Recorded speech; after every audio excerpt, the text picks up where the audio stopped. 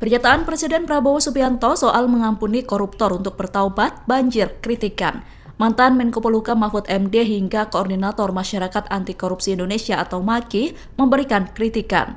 Mahfud MD memperingatkan risiko memberikan ampunan kepada para koruptor. Menurut Mahfud, memberikan ampunan kepada koruptor berisiko bahaya. Ia turut mengingatkan soal akuntabilitas, transparansi, hingga pertanggungjawaban terkait aksi korupsi itu. Sementara itu, MAKI mengatakan bahwa mengampuni koruptor bertentangan dengan Undang-Undang Tindak Pidana Korupsi. Hal itu disampaikan oleh Koordinator MAKI Boyamin Saiman pada Minggu 22 Desember.